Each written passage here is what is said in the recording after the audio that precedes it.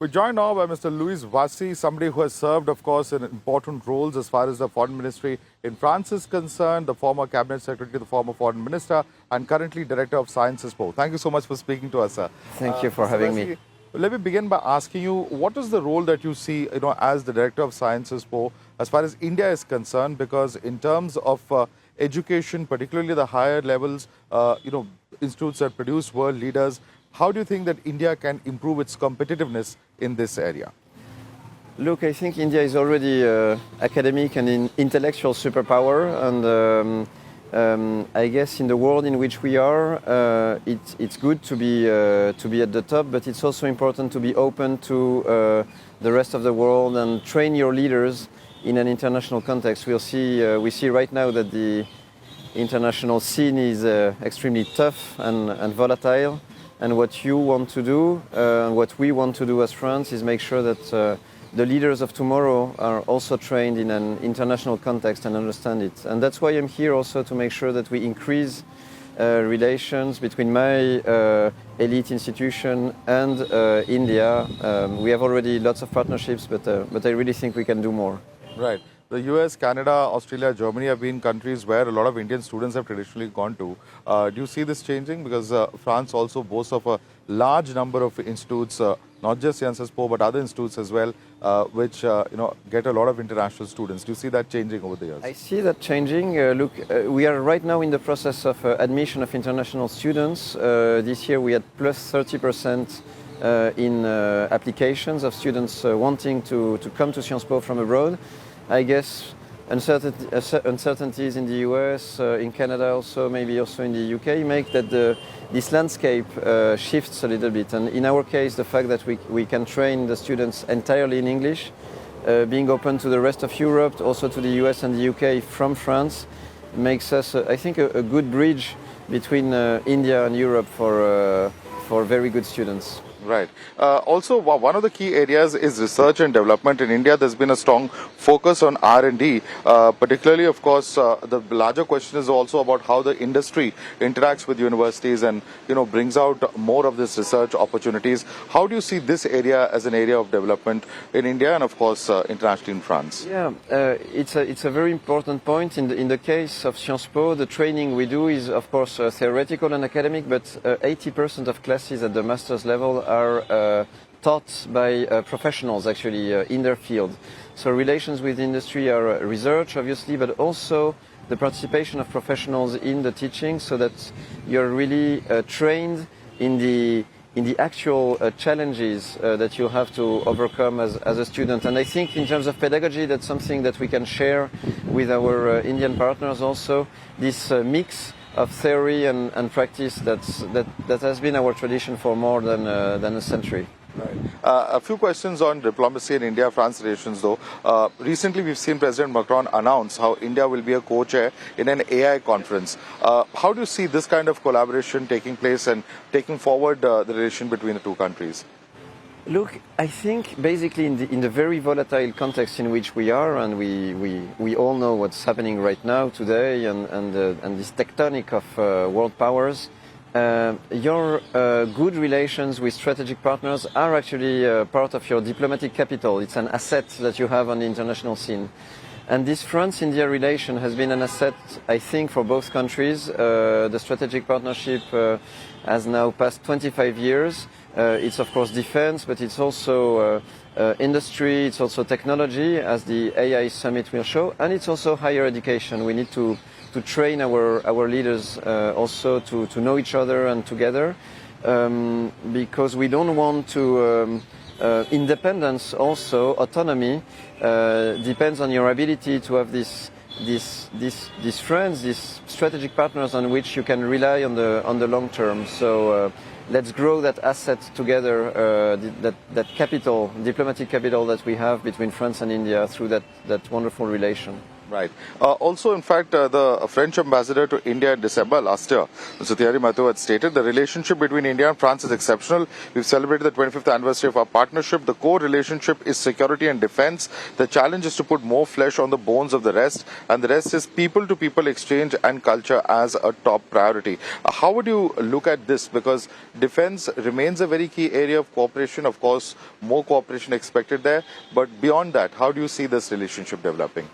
Defense, of course, is a foundation, because if you cooperate in defense, it means that you trust each other to the very core of your national interests, and I think that's the point where we are in the France-India relation. But as the ambassador very well said, we need also to know each other even more, and again, I think it's particularly true at the elites level and the people that will be running the countries in the future. So. Myself, I think I've participated over the years in that relation. You know, my first job at the Foreign Ministry was actually to be in charge of the French-India relation, so as a very young diplomat, and over the years I've been following the growth of that relation. And today at Sciences Po I hope to participate in this consolidation at the higher education level. Right. As India also, grows in terms of the power dynamics globally, what is the role that you see France playing as far as India's own aspirations are concerned? We've always been there for India, and I think the other way around. So that's something that we cherish and we want to continue. I guess we have also embraced lots of India's priorities, including the Make in India initiative and the fact that our industry here employs 500,000 Indians. Our presence, economic presence, and these relations are extremely strong. We can do even more in that regard. It's always been a relation that has been placed on an equal footing, of mutual respect, and the fact that there is this trust in the fact that we reinforce our own independence, India's independence or France's independence, through these cooperations. Where we can be also useful, I think, is as an open gate to the European Union and the rest of the Euro-Atlantic framework, and because we understand, I guess, India also well from a strategic standpoint. So that's an addition, let's say, that we can bring to the table, this leverage capacity within the EU context. Right. Also, as far as France's own role, can you tell us about what are France's own ideas as far as the Indo Pacific region are concerned? Well, first of all, I think we've been the first European power to simply use the Indo Pacific term as early as 2013, 2014. So. As you know, we are present physically in this region, in the Réunion Island, in the south of the Indian Ocean. We have a military base in the United Arab Emirates, Djibouti, and at the on the other side, in the Pacific region, of course, Polynesia and New Caledonia. So we feel we are part of this region. Of course, in a more modest way than India, which is here in its core backyard. But that opens lots of possibilities of cooperation. A couple of examples in defense, naval exercises, of course, that we do together, but also when it comes to culture, for example, we have Le Louvre in Abu Dhabi, and it works here in India within the project of the Indian National Museum. So all this Indo-Pacific logics, let's say, is a very real, is a reality for us that we want to make live concretely, let's say. Right. Also, when it comes to the Russia-Ukraine war, India has had a very different position from France and other European countries. But yet, do you think that has in any way impacted on the relationship?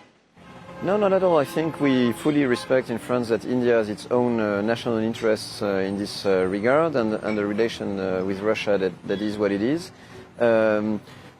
We tend to think that relation will actually decrease over the years because of frankly the huge strategic blunder that Russia did when invading Ukraine, and so I don't think it changes at all the dynamic of the relation. We have, of course, our security interests are impacted by what Russia did in Ukraine, so we have our way of looking into the issue. We understand India has its own way of looking into things, but we also think that this situation creates a need to even further increase the France-India relation as Russia has shown its volatility in the way it operates and frankly made this, I believe, a huge mistake of starting a war against its neighbor. Right. We're also speaking at a very crucial time because this is the time when President Trump's inauguration is taking place. Do you think his arrival on the global scene once again will change things drastically? We're already seeing in the Middle East how things have calmed down considerably, between Israel and Palestine. Do you think similarly, although the dynamics are very different, there could be perhaps the beginning of a conversation or a process to end the war in Europe? That is difficult to say. Obviously, I see the statements that are coming out of Washington and other places. What I would say more generally is that it validates what France has been saying for many years within the European context, which is that, of course, we value the relation with the United States. These are our allies. But at the same time, we have to also make sure that we remain autonomous and able to carry out our own strategy and find our path, let's say, autonomously. That's been the way France has been pushing for more strategic autonomy within the French context. And to go back to Sciences Po, I think it's important that we also embrace these very fundamental issues of international conflictuality, volatility, disinformation, cyber, war studies that we will have increasing in Sciences Po, because there will be key issues for our students. And they know it, in Sciences Po, when you look at the majors that the students choose, they choose a lot defense and security, diplomacy and security, because they know that they are going to operate in a very volatile and complicated world. And so we have a responsibility to be really focused on this strategic defense and tough challenges. Right. What do you think Mr. Trump's return, though, signifies in terms of multilateralism? I think the multilateral world is clearly under pressure and frankly at risk of not functioning anymore. I don't think the organizations themselves will disappear in a sense, but their ability to solve issues is really challenged right now, which means that first there is one course, which is to try to protect, of course, the multilateral arena and make it functional. We also need to acknowledge that reality, and that means more ability to work with close partners. And so that brings me back to my point on the fact that this bilateral relation between France and India is actually a key asset for both countries, because it allows us, by pooling resources together, diplomatic resources, defense resources, strategic thinking, to be able to have an impact on the world stage and make sure that we are not limited, let's say, to a U.S.-China rivalry, because it's a richer context and we have a role to play there. Right. Which are the areas, though, that you see in this context? Is it climate change, you're talking about energy security, or a peaceful Indo Pacific region? Which are the areas? Connectivity, IMEC initiative, of course,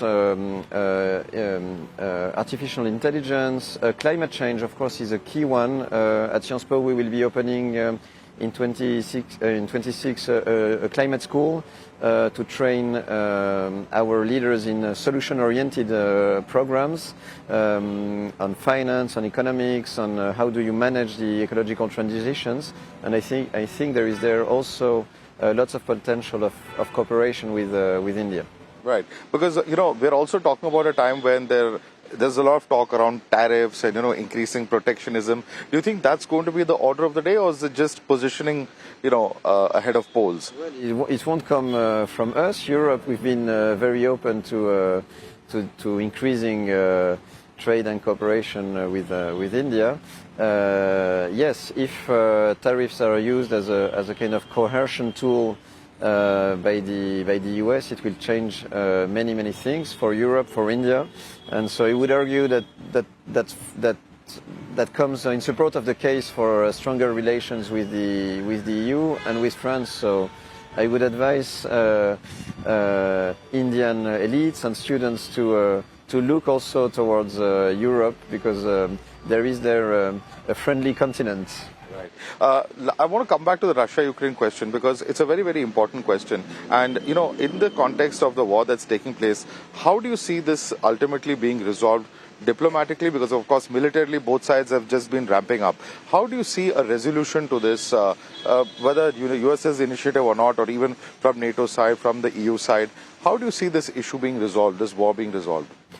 It's difficult to say in my current position, but I would simply argue that as we look into a solution, and now people are talking about it a bit more openly, as you just mentioned, we need always to remain mindful that there is an aggressor and there is a victim in a way. And so, as far as we are concerned in Europe, we support, of course, the Ukrainians in their war effort and their ability to resist also on the civilian side, including, by the way, universities like Sciences Po, by welcoming Ukrainian students so that they can continue their studies also from France.